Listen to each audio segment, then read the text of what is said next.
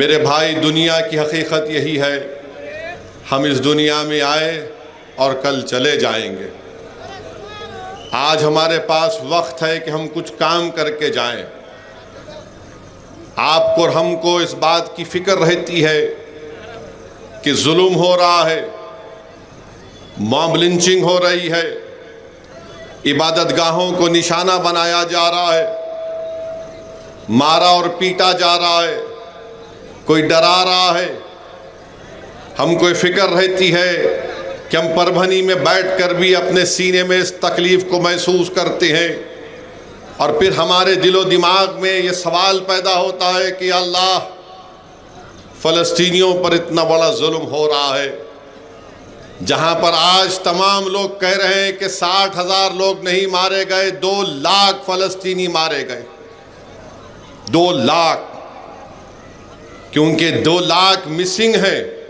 अब मिसिंग का मतलब वो किसी बिल्डिंग के मलबे के नीचे है या फिर ऑफिशियली उनका जिस्म नहीं मिला। मगर याद रखिए, जिस सरजमीन पर जो जालिम जुल्म करता है, अल्लाह जालिम को मिटा देता है, अल्लाह जुल्म को भी मिटा देता है, मगर अल्लाह कभी मजलूम को मिटने नहीं देता। ताकतवर अगर ताकत के नशे में जुल्म करता है अल्लाह की बनाई हुई ज़मीन पर, तो अल्लाह उसको मिटा देता है, क्योंकि सबसे बड़ा ताकतवर अल्लाह है जिसने ज़मीन और आसमान को बनाया। इस सरजमीन पर अगर कोई जुल्म कर रहा है, जो जुल्म भी हो रहा है, वो मिटेगा, जुल्म मिटेगा और मजलूम कामयाब होगा। अगर कोई फ़लस्तीनियों को मार कर कह रहा है कि हमने उनको मिटा दिया, मारने वाले मिट जाएंगे इंशाअल्लाह ताला। जो लोग आज उनकी लाशें ज़मीनों के नीचे हैं, जो मलबे के नीचे पुकार रहे, तड़प रहे, कल देखना तुम इंशाअल्लाह ताला अल्लाह इन्हीं के सरों पर ताकत का ताज रखेगा और अल्लाह इन्हीं से दुनिया में इंसाफ कराएगा। मेरे अजीज दोस्तों और बुजुर्गों, और ख़ास तौर से मेरे गयूर नौजवानों, डरने और घबराने की ज़रूरत नहीं है। अगर कोई हम पर जुल्म कर रहा है, चाहे जुल्म करने वाला मुसलमान हो, हिंदू हो, कोई हो, अल्लाह जुल्म को बर्दाश्त नहीं करता। अगर जुल्म करने वाले पे अगर कोई मजलूम हिंदू है, दलित है, मुसलमान है, मैं तुमको खुशखबरी दे रहा हूं कि जुल्म मिटेगा इंशाअल्लाह ताला। जिस तरह सूर्यवंशी को मारा गया पुलिस कस्टडी में, सूर्यवंशी को मारने वाले ये समझ रहे हैं कि मर गया, सूर्यवंशी मेरे लिए जिंदा है और हमेशा जिंदा रहेगा इंशाअल्लाह ताला। मैं पैगाम देना चाहता हूं, यहां पर हमारे डाइस पर हमारे आशीष वकोड़े साहब बैठे हुए हैं, हम उनके साथ हैं। मैं पैगाम देना चाहता हूं रवि साहब को और बराडे साहब को कि आपने हमको नहीं छोड़ा, हम आपको कभी नहीं छोड़ने वाले हैं इंशाअल्लाह ताला। तो मेरे अजीज दोस्तों और बुजुर्गों, मैं बात कर रहा था जुल्म की। करबला के मैदान में 72 शहीद हुए।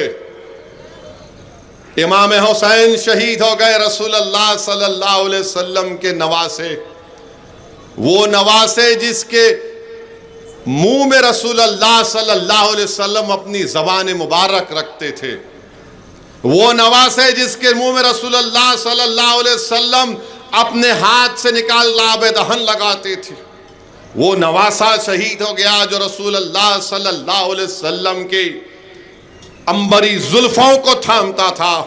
वो नवासा शहीद हो गया जिसके लिए रसूलुल्लाह सल्लल्लाहु अलैहि वसल्लम अपने खुतबे से मिंबर पर बैठकर खुतबा दे रहे थे, आका उतर कर आ गए और उनको गोद में ले लिया। वो नवासा शहीद हो गया जिसके बारे में आकाए दो आलम सल्लल्लाहु अलैहि वसल्लम ने फरमाया कि हुसैन मुझसे है, मैं हुसैन से हूँ। वो नवासा शहीद हो गया अपनी पूरी आल के साथ, जिसके बारे में अल्लाह के रसूल सल्लल्लाहु अलैहि वसल्लम ने फरमाया कि जो इसकी माँ, इसके बाप से मोहब्बत करेगा वो जन्नत में मेरे साथ रहेगा। 72 करबला के मैदान में शहीद हो गए, मगर दुनिया क्या यजीद को याद रखती है या इमाम हुसैन को याद रखती है? बोलो, दुनिया किसको याद रखती है?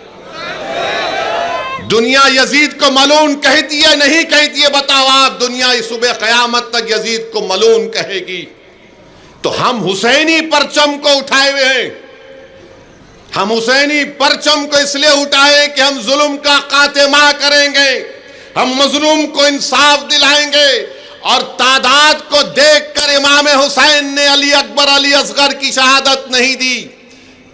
इमाम हुसैन ने देखा कि मैं तादाद में कम हूं, मगर इमाम हुसैन ने हमको पैगाम दिया, करबला के रेगजारों से परभनी की आवाम तुमको, वो करबला के रेगजारे तुमको पुकार पुकार कर कह रहे कि जालिम के जुल्म की उसकी ताकत को मत देखकर मरूब हो जाओ, बल्कि तुम हक की सरबुलंदी के लिए आगे बढ़ो। अरे दुनिया में जो आया ये दुनिया फानी है, ये दुनिया खत्म हो जाएगी, मगर तारीख उसको याद रखती है जो वक्त के यजीदों से मुकाबला करता है। तारीख उनको कभी मरने नहीं देती जो वक्त के फिरौन और नमरूदों से मुकाबला करता है।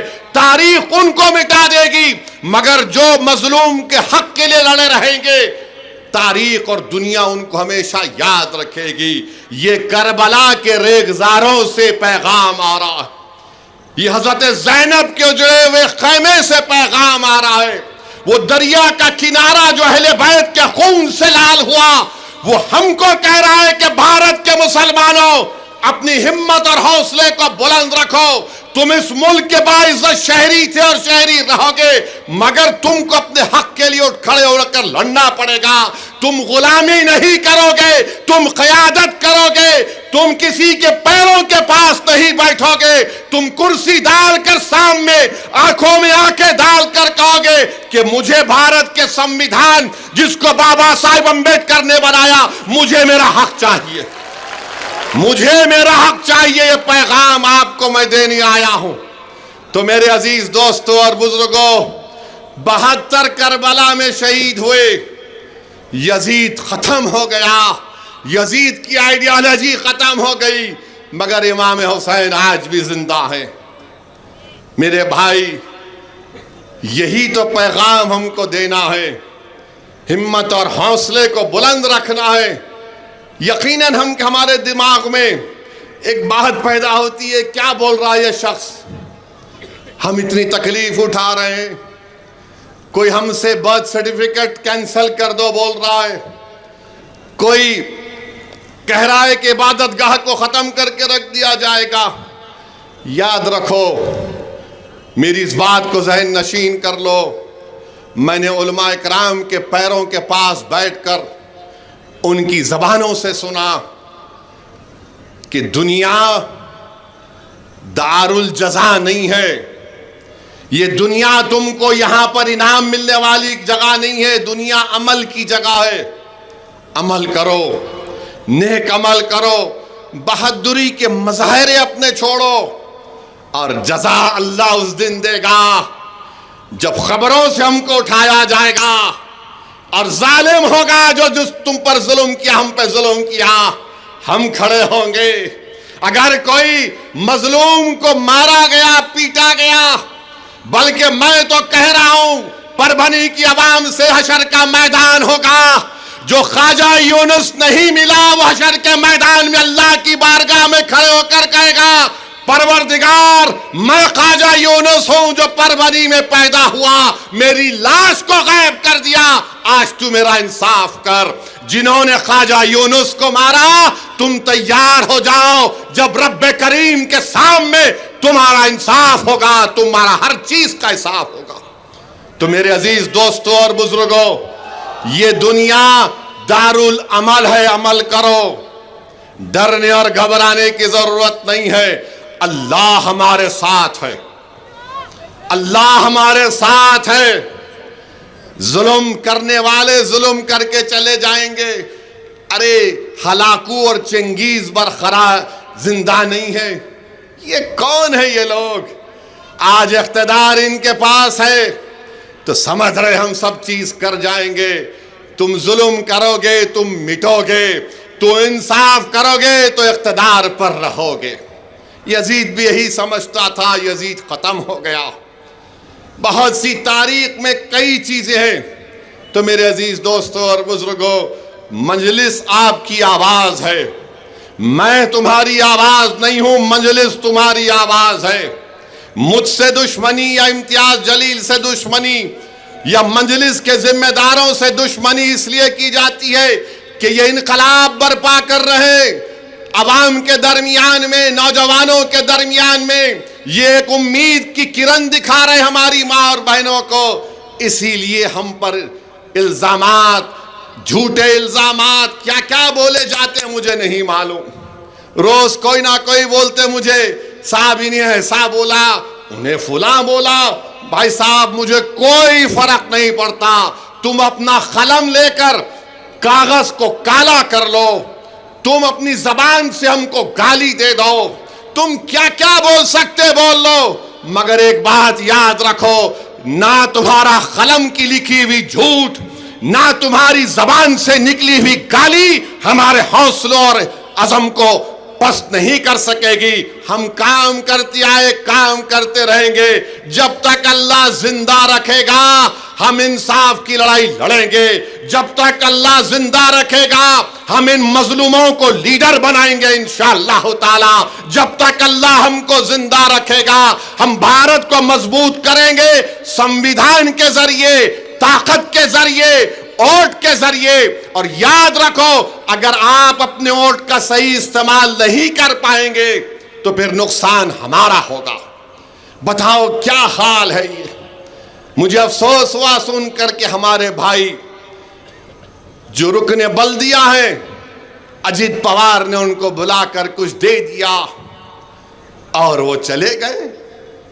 क्या हाल है तुम्हारा, कितनी वो जो भी तुमको दिया वो कब तक चलेगा मेरे भाई।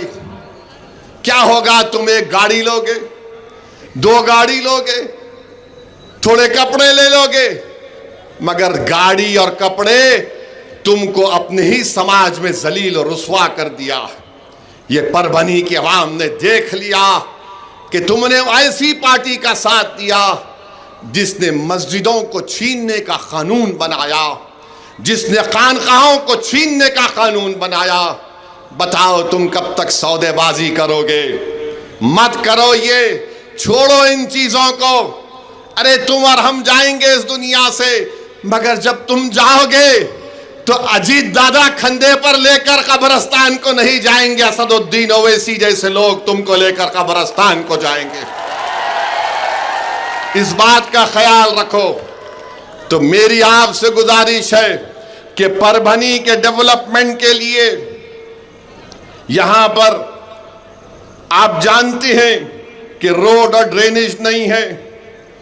क्यों नहीं है? क्यों नहीं है? क्योंकि हम में इत्तेहाद नहीं। और फिर यहां पर औरंगाबाद परभनी की रेलवे डबलिंग प्रोजेक्ट, वो भी काम नहीं होता। और फिर हम देखते हैं कि डिस्ट्रिक्ट हॉस्पिटल है, सिटी स्कैन की मशीन नहीं है, रेडियोलॉजिस्ट नहीं है। और फिर MIDC है, MIDC तो एक कब्रिस्तान बन गया जिनिंग फैक्ट्रीज का, लावारिस वेयर हाउस है। अरे MIDC कुछ नहीं हो रहा। अभी हमारे सदर साहब बता रहे थे, साहब परभनी के बारे में उन्होंने कहा कि जगत जर्मनी दिशात परभनी। क्या बात है बताइए आप। यहां का नौजवान नौकरी नहीं मिलती तो बेचारा पुणे और हैदराबाद को चला जाता है। क्या ये अच्छी चीज है कि जो इस सरजमीन पर पैदा हुआ वो अपनी जवानी में अपने ज़ईफ माँ बाप को छोड़कर उनकी खिदमत, उनकी इताअत करने के बजाय उनकी बीमारी के साथ देने के वक्त वो पुणे हैदराबाद को चला जाता है। कौन सी सरकार है ये? कौन से गरीब को, किसान को फायदा हो रहा है बताओ हमको मेरे अजीज दोस्तों और बुजुर्गों। और फिर मुझे ये भी बताया गया कि उर्दू मीडियम स्कूल्स जिला परिषद के, म्युनिसिपल कॉरपोरेशन के बड़े खस्ता हाल में है। ये सब चीजों का ताल्लुक आपसे है। अगर आप चाहते हैं ये सब चीजों में तब्दीली लाई जाए, परभनी एक बेहतरीन शहर बने, महाराष्ट्र के दूसरे बड़े बड़े शहरों को जाकर देखो आप, यहां पर क्यों नहीं हो रहा है? मेरा सवाल परभनी के रहने वाले हर मजहब के मानने वाले से है, बताओ फिर क्यों नहीं हो रहा डेवलपमेंट? आपके अब्बा मोदी दिल्ली में, आपके चचा फडणवीस मुख्यमंत्री, आपके भाई अजीत पवार, शिंदे, फिर क्या हो रहा है यहां पर? ट्रिपल इंजन की सरकार। मगर परभनी में हमारी मां और बहनों को पीने का पानी लेने के लिए अपने घरों से निकलना पड़ता है। 6 दिन 10 दिन में पानी आता है। मेरे अजीज दोस्तों और बुजुर्गों, ये आने वाले म्युनिसिपल इलेक्शन में आपको अपने इत्तेहाद को मजबूत करते हुए यहां पर अपने वोट का इस्तेमाल मजलिस इत्तेहादुल मुस्लिमीन के हक में करना पड़ेगा। और अफसोस होता है मुझे कि कोई बीजेपी के एक शख्स आकर कह रहे हैं कि परभनी में बांग्लादेशी है। कहां है बांग्लादेशी, मेरे को ही बताओ। परभनी यहां है, बांग्लादेश यहां से मेरे ख्याल से अगर प्लेन में भी गए तो कम से कम 2.5 से 3 घंटे के ऊपर हो जाएंगे। बांग्लादेशी यहां था, उसको बॉर्डर क्रॉस करना पड़ता, सीमांचल का चिकन हेड बोलते नॉर्थ ईस्ट, सिलचर, उन्हें वहां से निकल के यहां तक आ गया। आप सो रहे थे मोदी, अमित शाह क्या कर रहे थे? पेंटिंग कर रहे थे। बीएसएफ तुम्हारी, इंटेलिजेंस तुम्हारी, अब उन्हें वहां से निकल के यहां तक आ गया, इनको ख्याल ही नहीं है। ये छोड़ो, कोई बांग्लादेशी परभनी में आने की हिम्मत नहीं कर सकता इंशाअल्लाह ताला। ये भारत की अटूट सरजमीन है। बांग्लादेश बांग्लादेश, अरे कैका बांग्लादेश? बांग्लादेश की जब तुम बात कर रहे हो तो सुनो मेरी बात बीजेपी वालों। वो बांग्लादेश में जब से यूनुस आए हैं, बांग्लादेश पाकिस्तान की नेवी के साथ एक्सरसाइज कर रहा है। बांग्लादेश की फौज पाकिस्तान की मुनीर से जाकर मिल रही है। बांग्लादेश ने भारत के बॉर्डर पर एक एयरबेस को बना रहे हैं, चीन बना रहा है। इसकी फिक्र नहीं है तुमको? जरा तो शर्म करो। उस बांग्लादेश को जिसमें हमने मुक्ति वाहिनी बनाकर उनकी मदद की थी, आज उस बांग्लादेश में यह हो रहा है। उस बांग्लादेश में यह हो रहा है, तुम परभनी में आकर बांग्लादेशी कहती हो। या तो तुम बिल्कुल ही दिमाग के पैदल हो, थम्स अप हो तुम, या फिर तुमको भारत से मोहब्बत नहीं है। देखो, 2 फ्रंट नहीं 3 फ्रंट होगा अब। और तुम बांग्लादेश बांग्लादेश यहां आकर बकवास अनाप शनाप बक रहे हो। सोचो क्या हो रहा है, देश कहां जा रहा है। अरे पड़ोसी में क्या पड़ोस क्या कर रहे हैं देख लो।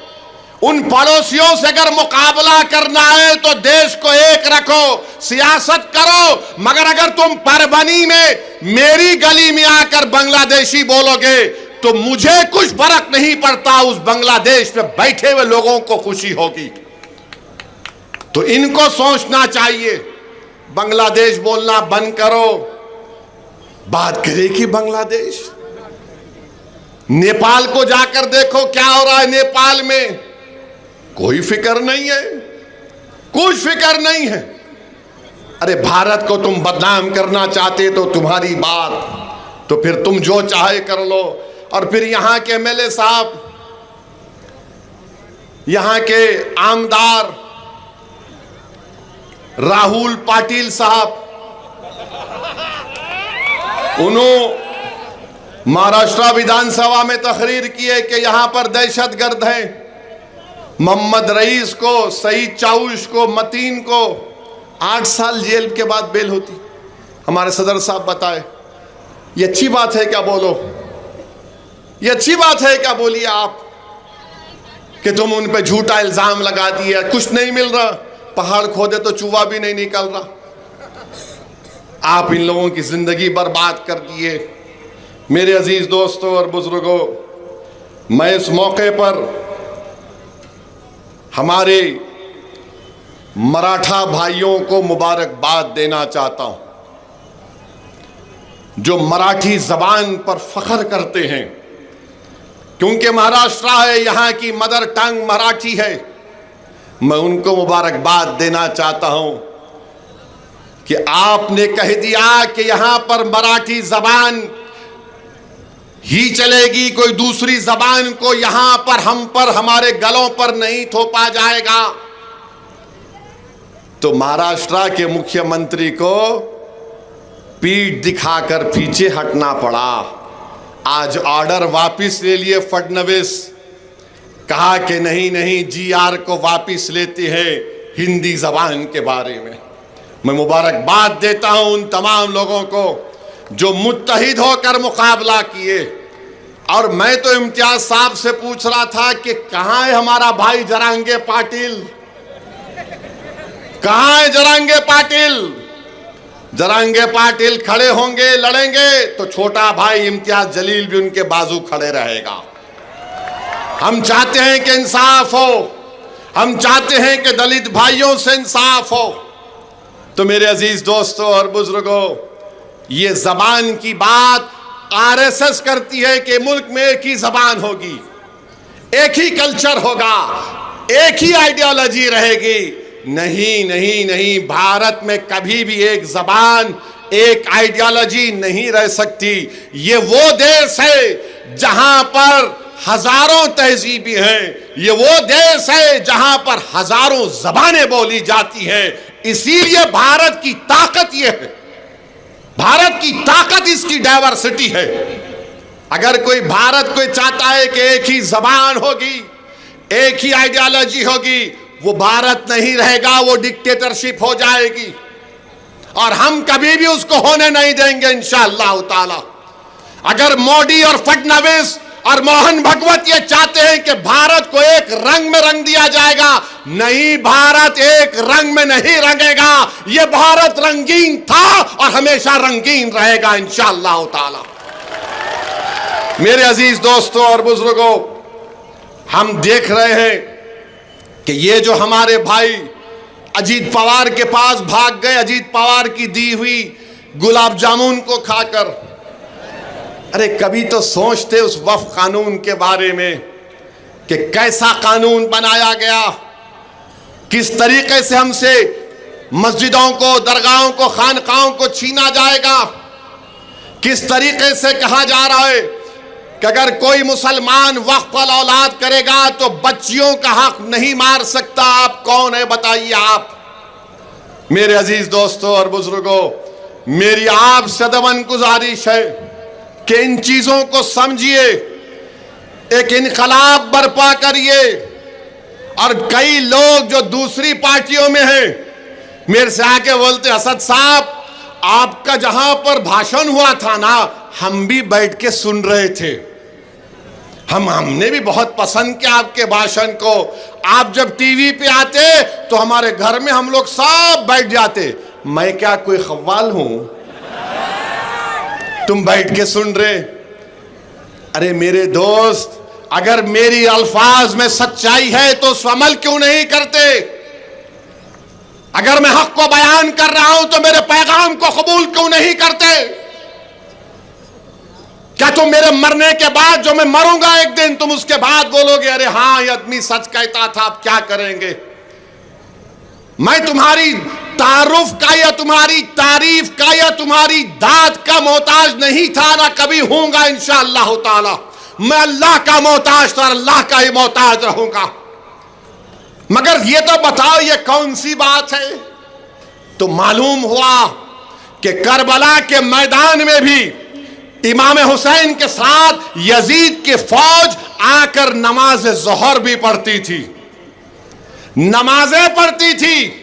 और जब इमाम ने पूछा कि बताओ तुम मेरे साथ नमाज भी पढ़ते हो और फिर तुम मेरे ऊपर तलवार भी उठाते हो, तुमने मेरे औलाद अली अकबर अली असगर को शहीद कर दिया, 6 महीने के मेरे बेटे को तीर मार दी। मेरा बेटा अली अकबर जो रसूलुल्लाह सल्लल्लाहु अलैहि वसल्लम की तरह दिखता था, तुमने उसको शहीद कर दिया, ये क्या है? तो जालिमों ने कहा, ए इमाम, हमारा दिल तुम्हारे साथ है मगर तलवार जालिम के साथ है। तुमको अपना दिल भी हक के साथ रखना पड़ेगा, तुम्हारा अमल भी हक के साथ होना चाहिए। तुम कब तक ताकतों से डरोगे? तुम कब तक इन दौलतमंदों से डरोगे? अरे नहीं, इलेक्शन आएगा तो ये लोग पैसों की नहरें बहा देंगे। अरे इमाम हुसैन ने क्या किया? प्यासे थे, पानी बंद कर दिया गया था। अगर इमाम हुसैन अल्लाह से कहते कि अल्लाह बारिश को नाजिल कर, तो क्या अल्लाह रब्बे करीम अपने हबीब के नवासे की दुआ को रद्द करता है? बारिश को नाजिल कर देता।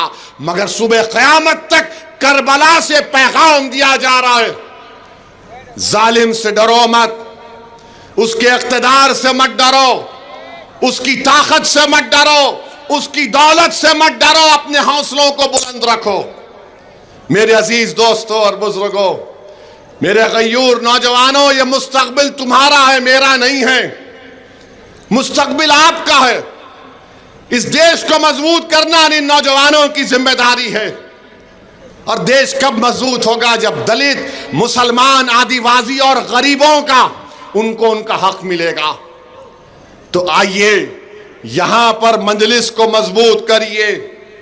लोग बहुत कहते हैं मेरे बारे में, इम्तियाज जलील के बारे में तो माशाअल्लाह रोज एक जोकर आकर कुछ ना कुछ कहते रहता है। मगर आपको मालूम, इम्तियाज जलील को हराने वाले, नासिर सिद्दीकी को हराने वाले कौन थे?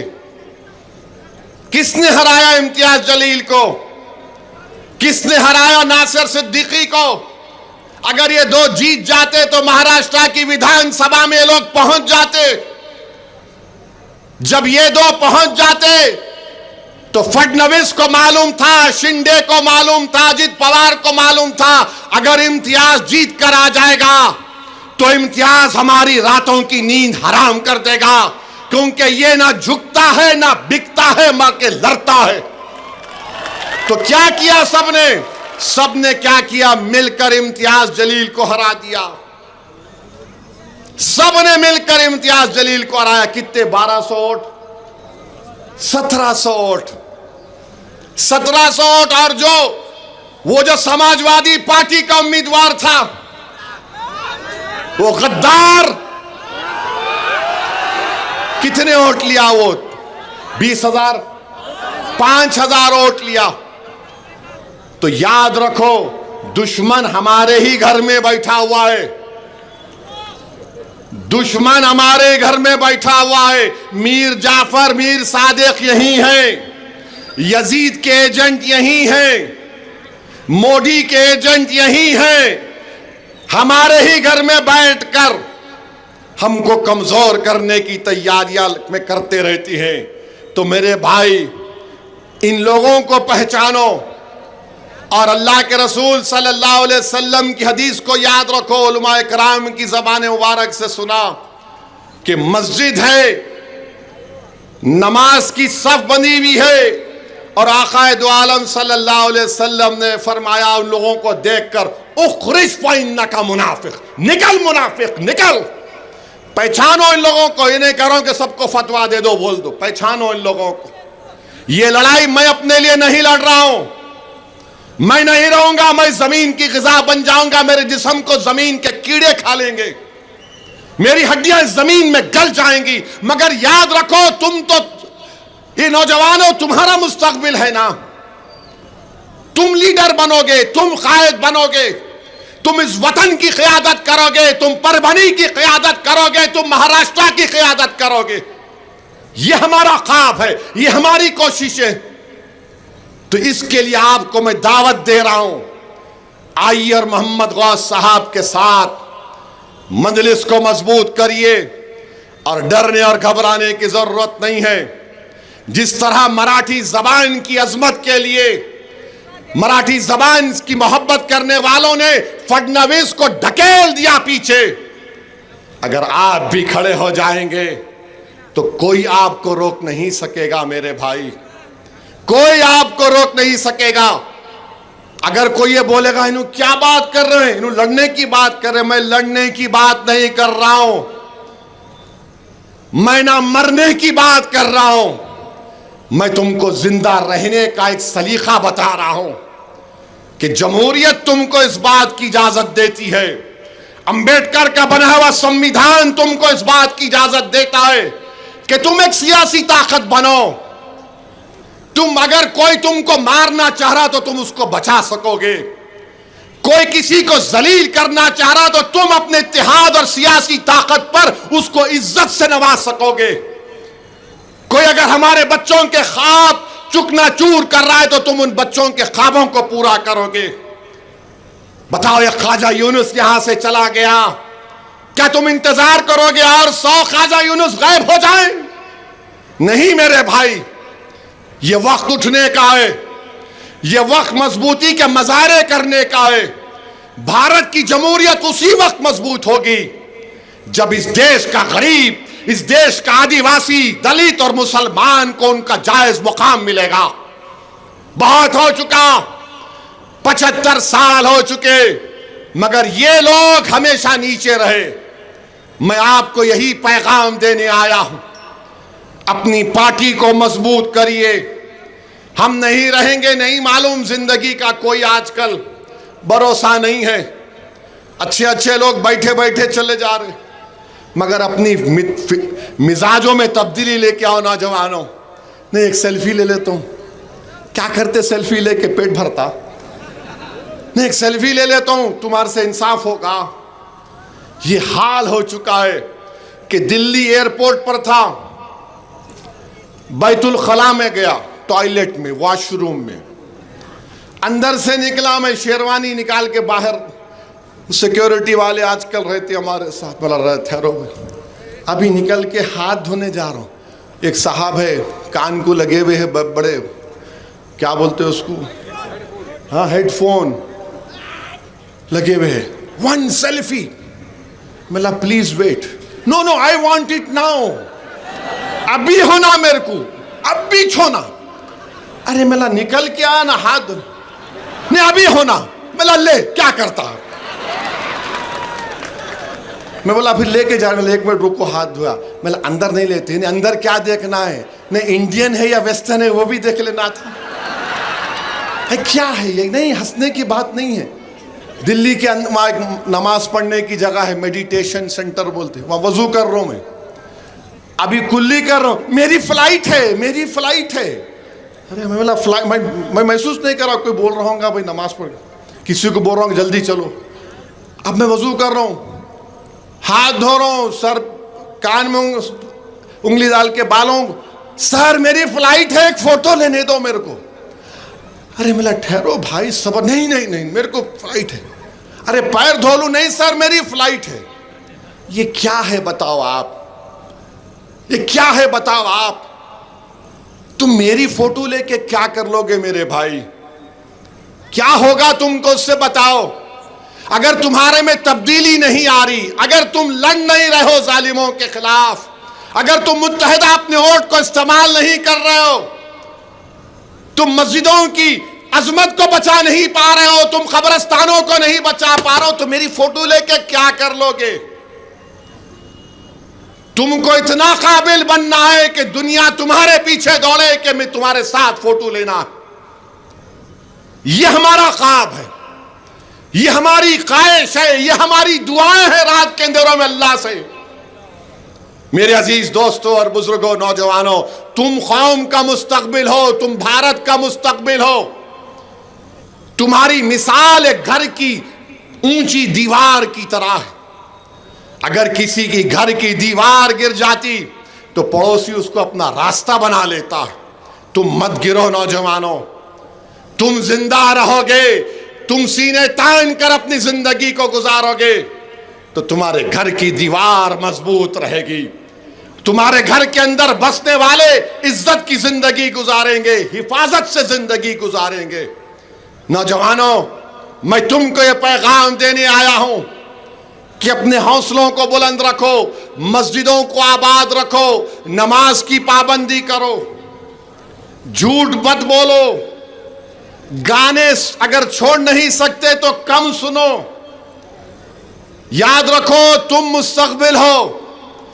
कोई अगर ड्रग्स ले रहा है तो छोड़ो, क्या है ड्रग्स ये, तुम खाली एक वो क्या मार लिए, चुट्टा मार लिए। मैं देखा हूं नौजवानों को, रातों में जब आता हूं मैं हैदराबाद में, एक साहब तो बीच रोड पे आ गए, ओ क्या हुआ, क्या हुआ, गाड़ी रोक दी, क्या हुआ, मालूम मेरे को नशे में बोल रहे, मैं आप जा रहे, देखना चाह रहा था आपको, मतलब क्या हुआ तेरे को, अपन ये क्या है ये, आप ये करने आए। अरे तौहीद का नशा ये जो है ना, सिर्फ अल्लाह को मानना, वो सबसे बड़ा नशा है। तुम एक बार उसको समझ गए कि ला इलाहा इल्लल्लाह का मतलब तुम समझ गए, तुम नारा तो लगा दिए ला इलाहा इल्लल्लाह, मगर तुमको उसको समझना है कि ला इलाहा इल्लल्लाह का मतलब क्या है, कि जमीन और आसमान का खालिक अल्लाह, आसमानों से बारिश बरसाने वाला अल्लाह, एक मां के पेट में खून के लुथड़े से तुमको पैदा करने वाला अल्लाह, और जब 40-90 दिन हो जाते तो तुम्हारे मुकद्दर का लिखने वाला अल्लाह, तुम जब अपनी मां की पेट से पैदा होते तुमको अपनी मां से दूध पिलाने वाला अल्लाह, जब तुम बूढ़े हो जाते तो तुम्हारी ख्याल रखने वाला अल्लाह का रहम, और जब तुम खबर में जाते और जब तुम जिंदा किए जाते वो अल्लाह। ये ला इलाहा इल्लल्लाह है। तुम नारा तो लगा दिए, अल्लाह तुमको और मुझे तौफीक दे कि हम इस नारे को सही समझें। और ला इलाहा इल्लल्लाह के बाद क्या है, मोहम्मद रसूल अल्लाह, हम अल्लाह के रसूल सल्लल्लाहु अलैहि वसल्लम की उम्मत हैं,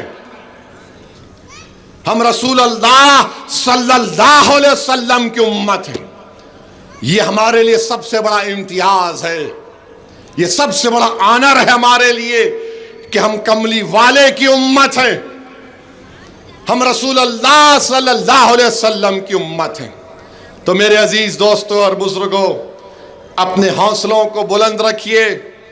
अब आप परभनी में मजलिस को मजबूत करेंगे। डर रहे क्या? यहां से आपने सज्जू लाला को 40,000 दिलाए थे, अब के आने वाले के बल्दिया इलेक्शन में कितने आप कामयाब करवाएंगे इंशाल्लाह? बताओ कितने कामयाब करवाएंगे? पुकार कर कहो। नहीं, आवाज नहीं आ रही, क्या बोले?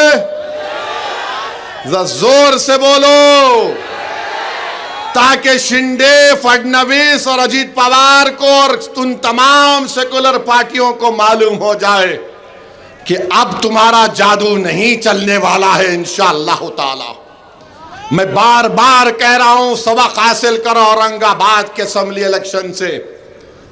मोमिन वो है जो बार बार एक सुराख से नहीं डसा जाता, ये सरकार दो आलम की हदीस है। ये तमाम नासूर वैसे ही डसेंगे हमको आकर, नई नई बातें करेंगे। अब बिहार का इलेक्शन आ रहा तो शुरू हो गए मेरे पीछे, नहीं नु वोट काटते। अबे मैं 56 ईयर्स का हो चुका हूं, अब मेरी इसम नवेसी की दरियाफ्ती गलत है, अब ये उम्र नहीं है मेरी दरियाफ्ती करने की। तुम देखो तुम क्यों हार रहे। अरे हम तो तुमको बोल रहे, अख्तर उल ईमान ने कहा हो अगर तुमको ये पसंद है कि दोबारा बीजेपी बिहार में आए तो हमसे हाथ मिलाओ। तुम नहीं मिलाएंगे तो याद रखो ये हाथ तुम्हारे गिरेबान से भी खेलेगा इंशाअल्लाह ताला। ये हाथ बड़े दराज है, याद रखो। इन हाथों में, इन बाजुओं में अल्लाह ने अपने हबीब के सदक़े में बहुत ताकत दी है। तुम्हारे वार, तुम्हारी गोलियां, तुम्हारे झूठ हमारी ताकत को, हमारे हौसलों को कभी कम नहीं कर सकेगी। तो मेरे अजीज दोस्तों और बुजुर्गों, मजलिस का साथ दीजिए, हम रहे या ना रहे। हम नहीं रहेंगे तब भी आप मजलिस का परचम उठाकर लेकर चलना है आपको, क्योंकि ये परचम एक पार्टी का जरूर है, मगर ये एक उम्मीद दिलाता है मजलूमों को कि ये इंसाफ से दिलाने वाली पार्टी है। आपने देख लिया कि जब वक्फ का कानून पार्लियामेंट में पास हो रहा था, इम्तियाज जलील ने मुझसे कहा, असद भाई मैं आपकी तकरीर देख रहा था। मैं इम्तियाज जलील को बाद में बोला कि इम्तियाज जलील साहब, मैं तकरीर तो कर रहा था मगर दिल में, मेरे जिस्म में एक तकलीफ थी, इतनी बड़ी तकलीफ थी कि काश अगर आप मेरे साथ इम्तियाज और अख्तरुल ईमान को कामयाब कर देते तो मेरी मस्जिद को छीनने का कानून नहीं बनता। काश अगर मेरे साथ इम्तियाज और अख्तरुल ईमान होते तो मेरी खानकाहों को वीरान करने का कानून नहीं बनता। उठो मेरे भाई, मेरे अल्फाज अगर कोई समझ रहा है कि जज्बात में लाना चाहता है सऊद्दीन, नहीं, मैं सच्चाई को बयान कर रहा हूं। अल्लाह जानता है मेरे सीने में क्या है, मैं किस तरह करब में रहता हूं भारत की पार्लियामेंट में। जब इन कानूनों को देखता हूं, कोई बैठ कर ये देख सकता है कि तुम्हारे सामने मस्जिद को छीनने का कानून बन गया? क्या कोई ये बर्दाश्त करेगा कि वो मस्जिद जो कयामत भी आएगी तो हर चीज पहाड़ रुई की तरह हो जाएंगे, मगर अल्लाह मस्जिदों को उठाकर जन्नत में रखेगा? पता हो किस तरह से तकलीफ उठाना पड़ता है। इसीलिए मेरे भाई, जमहूरियत है, अपने नुमाइंदों को कामयाब करो, चाहे जिला परिषद हो, लोकल बॉडी हो, असेंबली हो, पार्लियामेंट हो। हाँ, हम इंसान हैं, हम में गलतियां हैं, हम कोई फरिश्ते होने का दावा नहीं कर रहे। हम रोज तौबा करते हैं, 100 200 मरतबा अल्लाह से भीख मांगते हैं, मगर हमारी बात को तो समझो। कब समझोगे मेरे भाई? कब अमल करोगे तुम? कब तुम इज्जत की का ताज तुम्हारे सरों पर कब रखा जाएगा बताओ? अगर तुम ये समझ रहे हो कि हमने मस्जिदों को आबाद रखा, यकीनन रखा, मगर मुस्तकबिल में क्या होगा बताओ? ये आपको मैं दावत फिक्र देता हूं और आपसे गुजारिश करता हूं कि मजलिस को मजबूत रखिए और मेरे साथ नारा लगाइए कि वक्फ कानून को वापिस लो, वापिस लो, वक्फ कानून को वापिस लो, वक्फ कानून को वापिस लो, वक्फ कानून को वापिस लो, वक्फ कानून को वापिस लो। नारे तकबीर, नारे तकबीर। और अब आप अपने फोन की लाइट को खोलकर पैगाम दीजिए जालिमों को कि परभनी में अब इत्तेहाद हो चुका है। दबा के खोलिए पूरे लाइटों को, रोशन कर दीजिए अपने घरों को, यह इत्तेहाद की निशानी है। अस्सलाम वालेकुम व रहमतुल्लाहि व बरकातहू।